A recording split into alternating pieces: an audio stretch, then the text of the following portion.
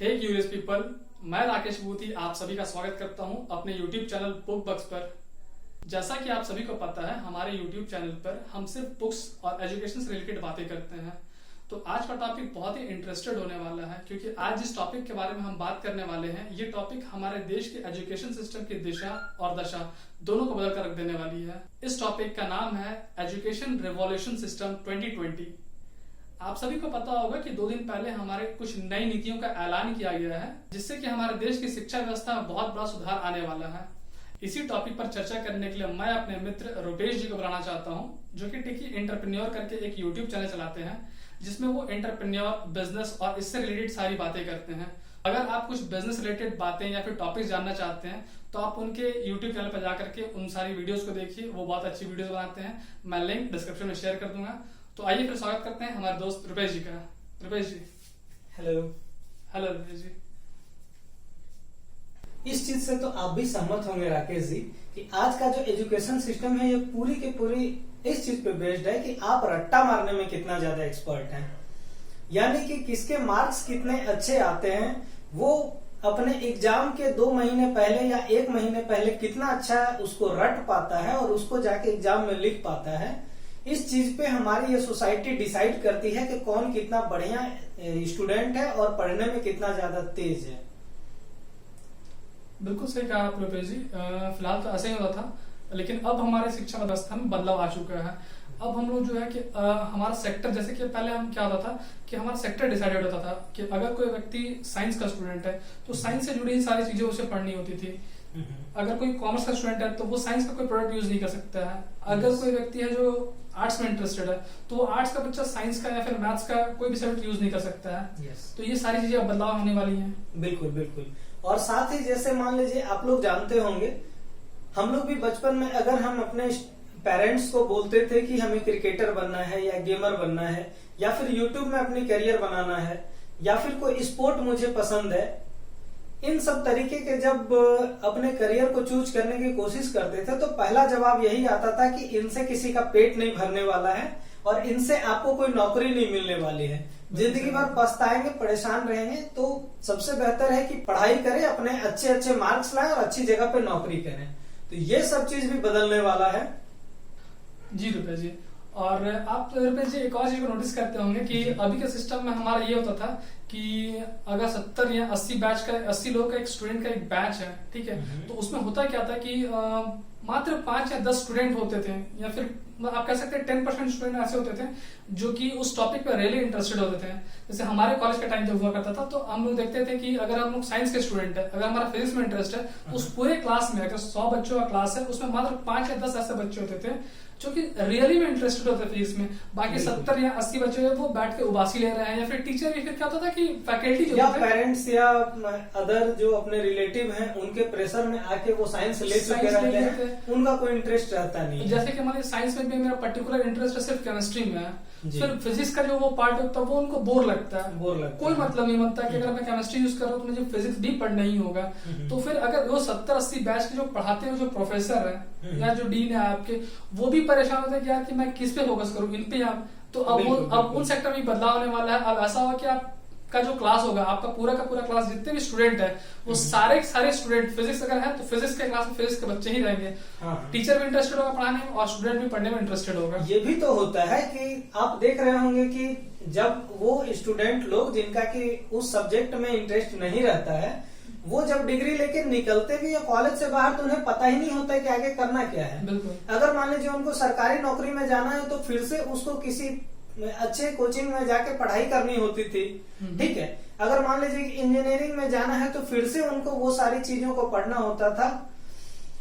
बहुत जगह पे अपने जॉब को लेने के लिए एमबीए करना होता है साइड से, या फिर अदर लैंग्वेजेस सीखने होते हैं।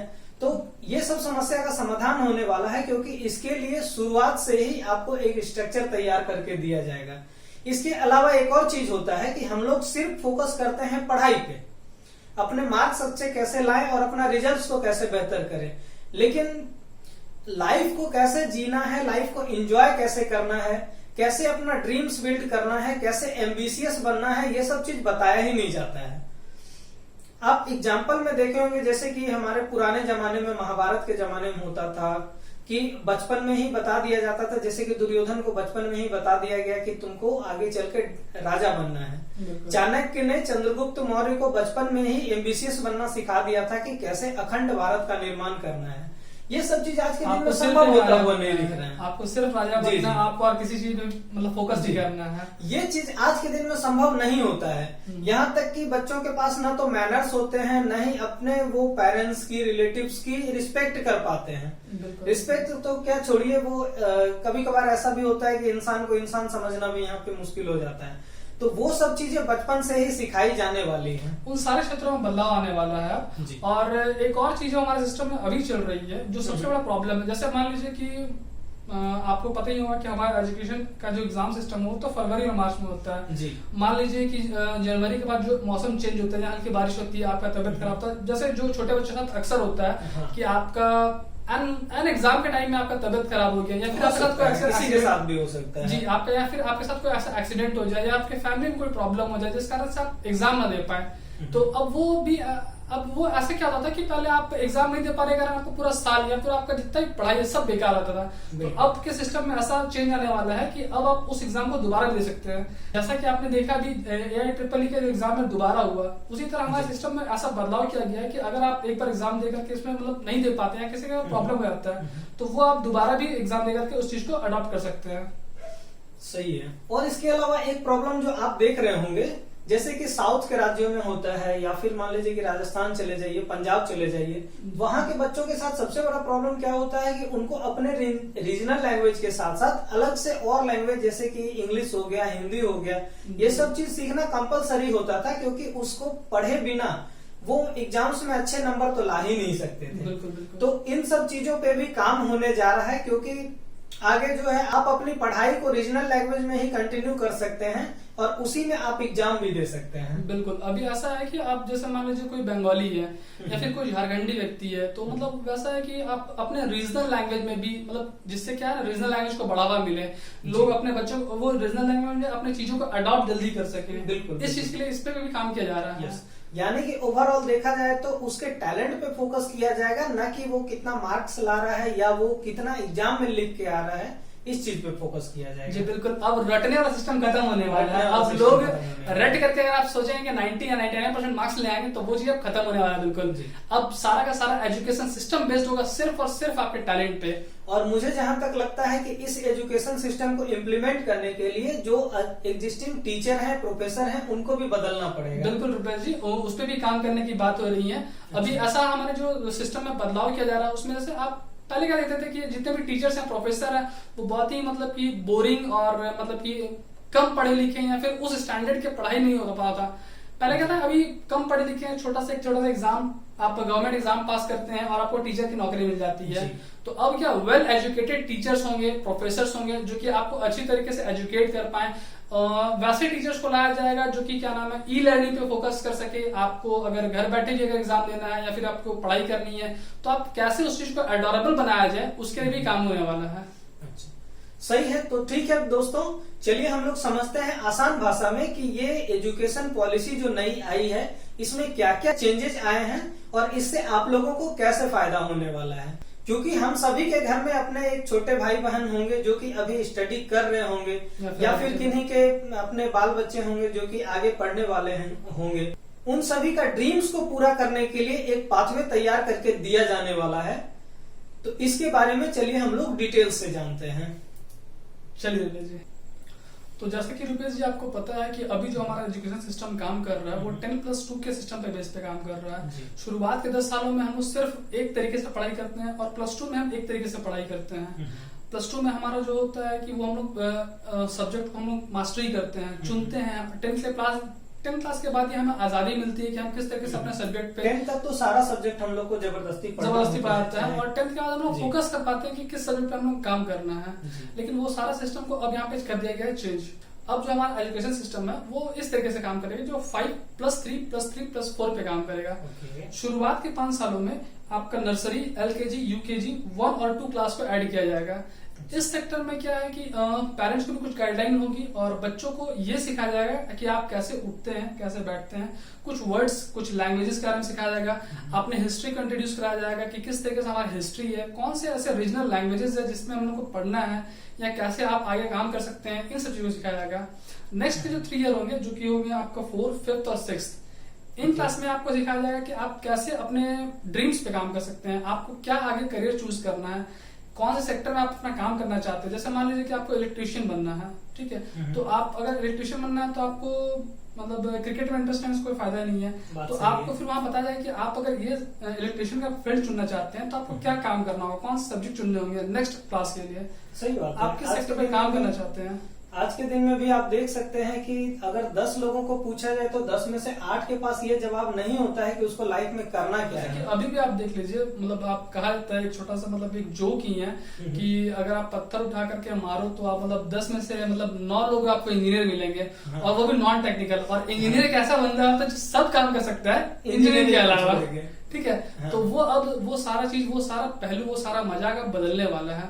अब लोगों को 6th क्लास तक ही ये मतलब 6th क्लास के अंदर तक ही आपको सारा माइंड में ऐसा माइंडसेट तैयार कर दिया जाएगा कि आप किस तरीके से अपना सब्जेक्ट चूज कर सकते हैं, आप कौन सी फील्ड में पैशनेट हैं। अगर आप क्रिकेट में इंटरेस्टेड है, जस्ट सपोज कि आप क्रिकेट में इंटरेस्टेड है, तो फिर आपको ऐसा नहीं है कि अगर आपको म्यूजिक भी सीखना जरूरी है जी, आपको क्रिकेट में सीखने के लिए आपको वो कौन कौन से फील्ड चुनना होगा, आप कैसे स्टेप बाय स्टेप आगे बढ़ सकते, वो सारी व्यवस्था आपको 6th क्लास के अंदर कर दी जाए। जी, साथ ही ये भी है कि अगर मान लीजिए कि आज के दिन में हम लोग देखते हैं कि बच्चों के पास मैनर्स नहीं होते हैं, अपने से बड़ों की रिस्पेक्ट कैसे करें, रिलेटिव्स की रिस्पेक्ट कैसे करें, अपने दोस्तों के साथ कैसे व्यवहार करें, ये सब चीज नहीं पता होता है। बहुत सारे बच्चे तो ऐसे होते हैं जिनको कि ये भी नहीं पता होता है कि एक दुकान में जाके कुछ खरीदारी करके आना है तो वो कैसे करें, बोलना क्या है, वहां पे जाके बोलना क्या है। तो ये सब चीज भी जो है आपको उन 3 सालों में सिखा दी जाएगी। साथ ही इसके बाद का जो फेज आता है वो आता है 6, 7, 8 क्लास का। इसमें आपको इंट्रोड्यूस किया जाएगा जितने भी सारे सब्जेक्ट्स होते हैं जो कि हम लोग आज के दिन में पढ़ते हैं, वो सारे वहां पे आपको इंट्रोड्यूस किए जाएंगे। साथ ही वहां पे आपको इंट्रोड्यूस किया जाएगा कंप्यूटर कोडिंग। उसके अलावा बहुत सारे इंटर्नशिप कोर्स होंगे, वोकेशनल कोर्स होंगे। जैसे कि राकेश जी ने बताया कि अगर किसी को क्रिकेटर बनना है या फिर किसी को इलेक्ट्रिशियन बनना है तो इन सब चीजों का एक इंटर्नशिप कोर्स होगा, एक वोकेशनल कोर्स होगा। आप किसी एक पर्टिकुलर चीज को लेके आप अलग से पढ़ सकते हैं अपने सब्जेक्ट के साथ में, और वो भी उतना ही महत्व दिया जाएगा जितना कि किसी एक सब्जेक्ट को दिया जाता है। इसके बाद 9, 10, 11, 12 यहाँ इन 4 सालों में आपको सब्जेक्ट छोड़ दिया।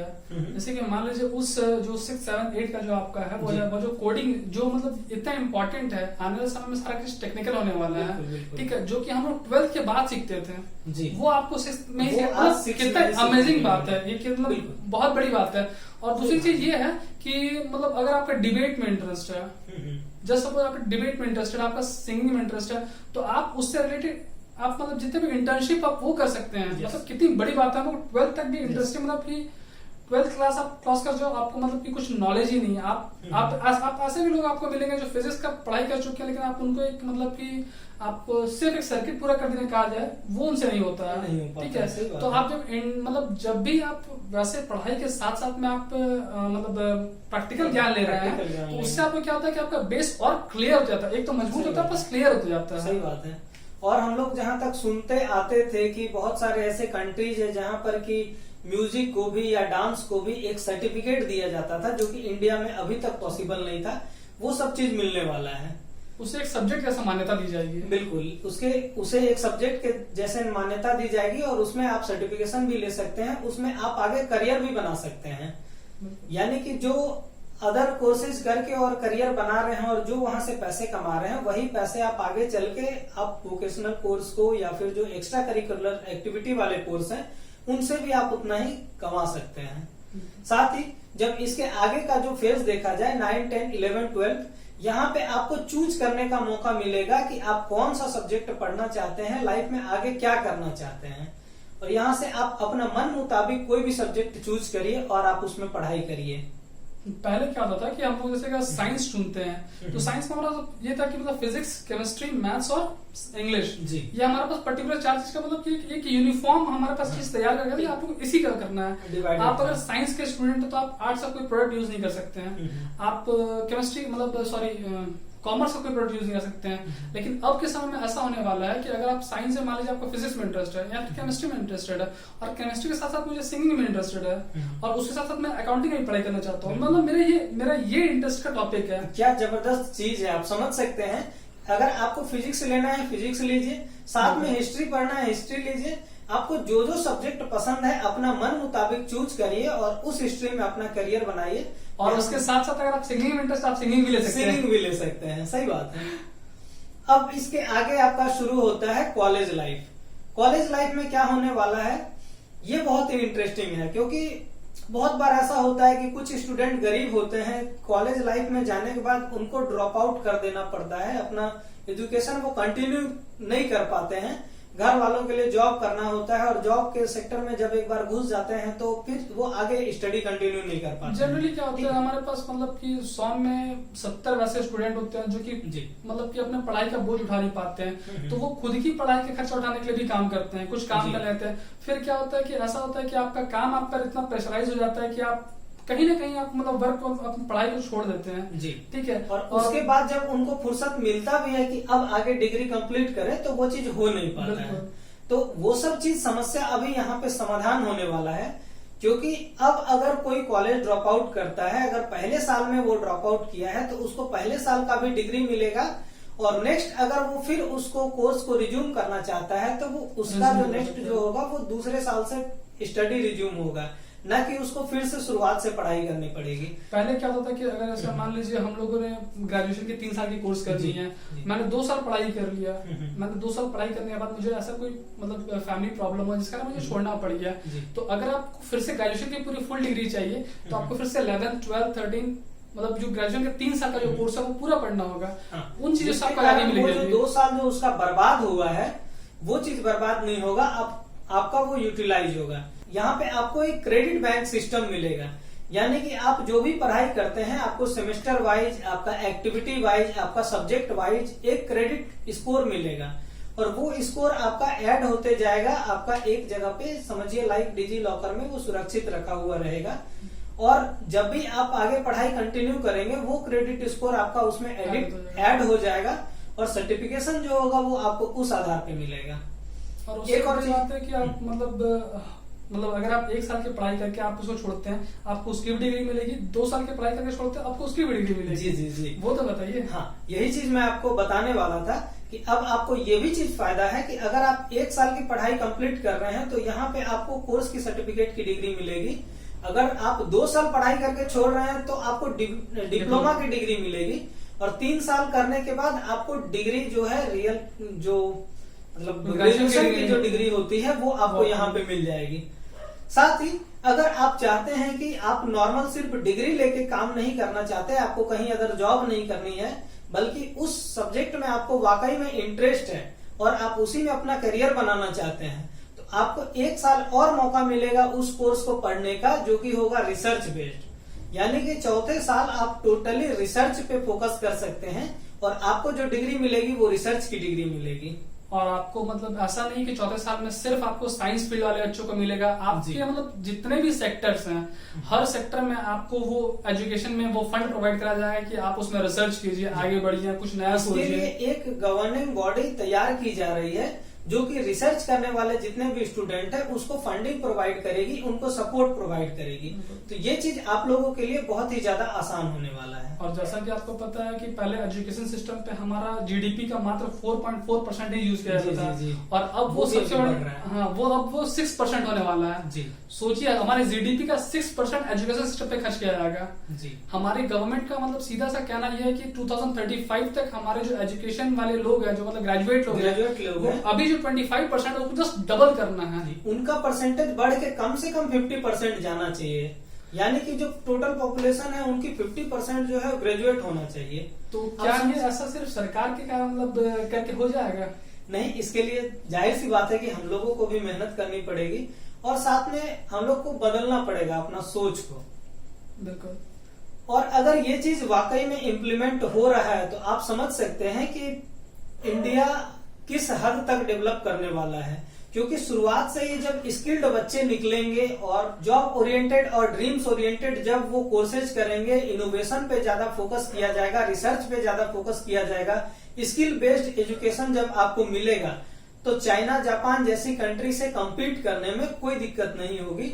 हम लोग इजीली उसको बीट टेक्निकल बंदे पैदा होंगे। मतलब बिल्कुल, ये कहना बिल्कुल। मतलब आप जब 12th कर लेते हैं, ग्रेजुएट कर लेते हैं, फिर भी आप मतलब परेशान रहते हैं नौकरी के लिए, और वो वैसा स्किल आपको शुरू से ही डेवलप किया जाएगा, आप शुरू से ही तैयार होते हैं उसके लिए। और जरूरी नहीं है कि अब आप उसको करने के बाद, ग्रेजुएशन डिग्री करने के बाद आप नौकरी ही करें, क्योंकि इतना तक करने के बाद ये ग्रेजुएशन को डिग्री मिलते मिलते आप इतने ज्यादा स्किल्ड हो चुके होंगे कि हो सकता है कि आप अपना बिजनेस कर लें, हो सकता है कि आप एक किसी पर्टिकुलर फील्ड में आप आगे करियर को ग्रो करें, रिसर्च करें, इनोवेशन करें, जिसके कारण हो सकता है कि आपको कोई जॉब करने की जरूरत ही ना पड़े। अच्छा रुपेश जी, मान लीजिए ऐसा होता है कि मुझे रिसर्च नहीं करना, मुझे पर्टिकुलर किसी सब्जेक्ट में आगे नहीं बढ़ना है जी, मुझे अपनी पढ़ाई करने के बाद एक डिग्री लेनी है, सिर्फ मात्र एक डिग्री लेनी है, और उसका मुझे मतलब गवर्नमेंट की एग्जाम की तैयारी करनी है, तो फिर उसके लिए कुछ है? बिल्कुल वो सब चीज भी पॉसिबल है। क्योंकि जब आपको 3 साल में ही डिग्री मिल जा रही है ग्रेजुएशन की, तो 3 साल बाद आप डिग्री लेने के बाद आप चाहें तो इजीली आप अपना ये जॉब का प्रिपरेशन कर सकते हैं।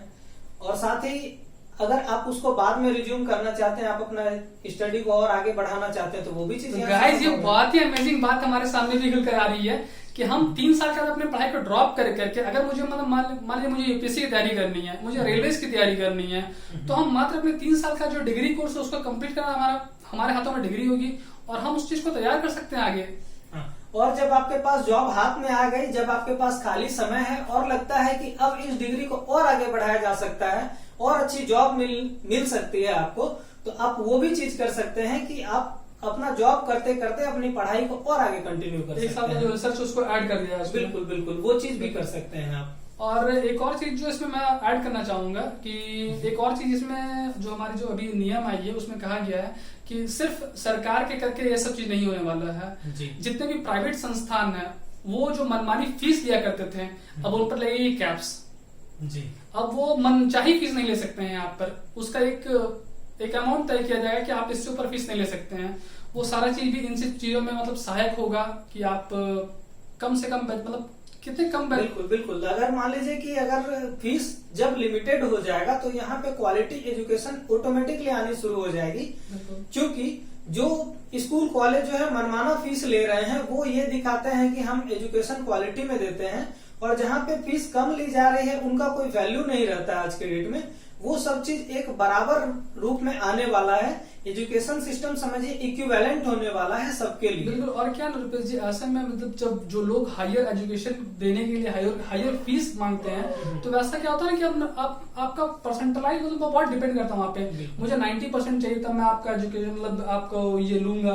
बहुत सारे कॉलेज में जैसे डीयू के बहुत सारे कॉलेज में ऐसा होता है कि 99% तक का कट ऑफ है। अब तो वो सिस्टम सारा खत्म हो जाएगा, क्योंकि अब सारा सिस्टम आपका सिर्फ और सिर्फ नॉलेज पे बेस्ड हो जाएगा। पहले आपका परसेंटेज देखा जाता था कि 99% आपके आए हैं, 95, तो फिर उन बच्चों क्या जो 80% के हैं। तो ऐसा भी है कि पहले क्या है कि आप 3 महीने की रट लीजिए, रट्टा मार लीजिए और आपके परसेंटेज सारे ग्रो हो जाएंगे। अब वो सिस्टम काम नहीं करने वाला, अब आपको पूरा का पूरा 1 साल इम्तिहान देना होगा। और वो इम्तिहान जो है सिर्फ मार्क्स पे नहीं रहेगा, वो आपका डिस्क्रिप्टिव भी रहेगा, ऑब्जेक्टिव भी रहेगा। आपको एप्लीकेशन बेस्ड एग्जाम लिया जाएगा, जिसमें कि आपको ये देखना होगा रियल लाइफ में कि कौन कितना ज्यादा स्टडी किया हुआ, किसका नॉलेज लेवल कितना है, न कि वो सिर्फ रट के कितना आया हुआ है या कितना पढ़ाई किया हुआ है। बिल्कुल। तो ये चीज बहुत अच्छी चीज है यहाँ पर। तो ये बहुत सारी चीजें चेंजेस आई हैं। तो चलिए दोस्तों, आज के वीडियो को अगर सम अप करें तो सबसे मेन चीज जो है यहाँ पर निकल के आता है कि आज के दिन में मार्क्स कौन कितना ला रहा है। कोई 90% ला रहा है, 98% ला रहा है, 100% ला रहा है, वो कोई मैटर नहीं रखने वाला है। क्योंकि जितना भी आज के दिन में डिग्री होगा या फिर आगे चल के जो कोर्सेज मिलेंगे वो सबके सब इस चीज पे मैटर करेंगे कि आप कितना सीख पाए उस चीज को। एग्जाम भी उसी के अनुसार होने वाला है, आपको डिग्री भी उसी अनुसार मिलने वाली है और आगे चल के आपको जॉब भी उसी अनुसार मिलने वाले हैं। मतलब एक्चुअली फोकस नॉलेज पे होगा जी। सेकेंड चीज जो हम लोग इस कंक्लूजन पे निकले हैं वो है फी। ठीक है, अब जो है आपका फी जो है वो उस पर लगेगी कैप्स। अब कोई भी प्राइवेट कॉलेज जो है वो मनमाना फीस नहीं ले पाएगी। जैसे कि पहले होता था कि अब मतलब लोग अपने पेट काट करके अपनी जमीन बेच करके लोगों के बच्चों के फी भर रहे हैं, अब वो चीज नहीं हो पाएगा। अब जो सरकार एक रेट तय करेगी, एक फी तय करेगी, उस फी के तहत ही, उस फी के अंडर में ही कोई भी कंपनी या कोई भी प्राइवेट संस्था जो है उसको चार्ज कर पाएगी या उससे कम ही। बिल्कुल। और जो अगली पॉइंट जो सामने आती है वो है कि ड्रीम जो है बचपन से ही बिल्ड किया जाएगा यहाँ पर, यानी कि बचपन से ही बच्चे ये डिसाइड कर सकते हैं कि उनको आगे चल के करना क्या है, उसके अनुसार अपना कोर्सेज चूज करते हुए जा सकते हैं और उसके अनुसार जो है अपनी स्टडी को कंटिन्यू कर सकते हैं। ये बहुत अच्छी चीज है, क्योंकि आगे चल के ग्रेजुएशन करने के बाद जाके ये डिसाइड करना कि मुझे लाइफ में करना क्या है, इससे तो ज्यादा बेहतर है कि पहले ही डिसाइड कर लें और जो पढ़ना है आप वहीं से पढ़ना शुरू कर दें, आपका उतना समय बच जाएगा। बिल्कुल बिल्कुल। और समय बचने के साथ साथ आपको एक और चीज है जो मेन पॉइंट है जिसका, कि अब जो है पहले मेन स्ट्रीम जो फोकस होता था कि हम लोग को सिर्फ मैथ्स लेके पढ़ना है या साइंस लेके पढ़ना है या डॉक्टरेट करना है या इंजीनियरिंग करना है, इसके अलावा भी जो आप सोच सकते हैं जिस चीज में आप फील्ड में, जैसे कि म्यूजिक, जिसका म्यूजिक में इंटरेस्ट है वो उस सेक्टर में काम कर सकता है, जिसका सिंगिंग में इंटरेस्ट है उसमें काम कर सकता है, जो फुटबॉलर बनना चाहता है, इन सब चीजों को एज अ सब्जेक्ट लिया जाएगा। बेसिकली देखा जाए तो जिस चीज का भी आप ड्रीम कर सकते हैं उस चीज को आप बिल्कुल, आप उसकी इंटर्नशिप आपको शुरुआत से ही कराई जाएगी ताकि उसका टेक्निकल नॉलेज आपके पास रह सके। बिल्कुल, वो एक अच्छी बात है। वो उसका इन डेप्थ नॉलेज आपको शुरुआत से ही मिलना स्टार्ट हो जाएगा, वो सिर्फ एक ख्वाब नहीं रहेगा बल्कि आप उसके बारे में स्टडी कर पाएंगे। बिल्कुल, बचपन से स्टडी करके आप उसको आगे बढ़ सकते हैं।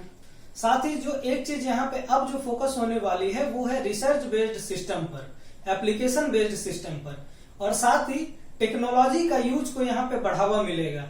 शुरुआत से ही जैसे कि कोडिंग इंट्रोड्यूस किया जा रहा है, कंप्यूटर प्रोग्रामिंग इंट्रोड्यूस किया जा रहा है। कॉलेज में जाने के बाद आपको वर्चुअल लैब की भी व्यवस्था मिलने वाली है। कुछ कुछ कॉलेज ऐसे हैं जो कि लैब अपना एफर्ट नहीं कर पा रहे हैं, वहाँ पे वर्चुअल लैब की आपको व्यवस्था मिलने वाली है।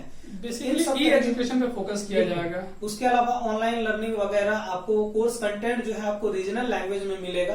तो टेक्नोलॉजी पे यहाँ पे पूरी तरीके से फोकस होने वाला है। वैसे भी जमाना टेक्नोलॉजी का होने वाला है, तो इसी चीज के लिए हम लोगों को बचपन से ही प्रिपेयर किया जा रहा है। बिल्कुल। एक और पॉइंट है, जैसे कि मतलब इस सिस्टम के बाद जो सबसे बड़ा चेंज आने वाला है, पहले क्या होता था कि लोगों को अगर कोई साइंस का बंदा है तो वो सिर्फ एक 3 या 4 सब्जेक्ट ही चूज कर सकता है। अगर कॉमर्स का बंदा है तो वो साइंस का कोई पर्टिकुलर सब्जेक्ट को यूज नहीं कर सकता है। अब ऐसा कोई व्यवस्था नहीं रहेगा। अब अगर कोई साइंस का बंदा है, उसका कोई भी इंटरेस्ट किसी और दूसरे टॉपिक पे भी है, साइंस पे है, इंटरेस्ट पे है, कॉमर्स पे है, या फिर आपका सिंगिंग पे है, फुटबॉल पे है, किसी भी है, तो उस चीजों को भी अब एक एज अ मेन कोर्स के रूप में ऐड किया जाएगा। तो ये बहुत बढ़िया बात होने वाली है, जिसके वजह से क्या होगा कि बच्चों को ये चूज करने का आजादी मिलेगा कि उसको क्या करना है, न कि उनके पेरेंट्स या रिलेटिव्स उस पे प्रेशराइज या फिर शिक्षा संस्था ये तय नहीं करेगी कि इस बच्चे को क्या क्या पढ़ाना है। अब बच्चा खुद अपने सब्जेक्ट तय नहीं करेंगे कि बच्चों को क्या सिखाना है, बल्कि बच्चा खुद तय करेगा कि उसको क्या पढ़ना है, मेरा किस किस टॉपिक में इंटरेस्ट है। अगर मेरा 4 अलग अलग टॉपिक पे इंटरेस्ट है जो कि अलग अलग सेक्टर में आता था पहले, अब उन सब चीजों को चुन करके मैं अपना एक अलग सेक्टर बना सकता हूँ। ये बहुत बड़ी इंपॉर्टेंट बात है। तो चलिए दोस्तों, आज जो हम लोगों ने जानकारी दी आपको इस एजुकेशन सिस्टम के बारे में, आपको क्या क्या अच्छा लगा हमें कमेंट करके जरूर बताएं, और साथ ही ये वीडियो कैसा लगा इसके बारे में भी हमें कमेंट करके जरूर बताएं। आप हमें ये बता सकते हैं कि आपको कौन कौन सा एजुकेशन सिस्टम में जो चेंजेस आया है वो कौन सा पसंद आया और कौन सा नहीं पसंद आया, किन किन चीजों के कारण आपको परेशानी पहले हो चुकी है जो अब बदलने वाली है। आप इस पे भी हमें कमेंट करके बता सकते हैं, अपने राय हमें दीजिए ताकि हमें लोग और प्रोत्साहन मिल सके ऐसे वीडियोस बनाने के लिए। जी। और इस वीडियो को लाइक करना मत भूलिएगा, चैनल को सब्सक्राइब करना मत भूलिएगा। थैंक्स फॉर वॉचिंग दोस्तों, थैंक यू।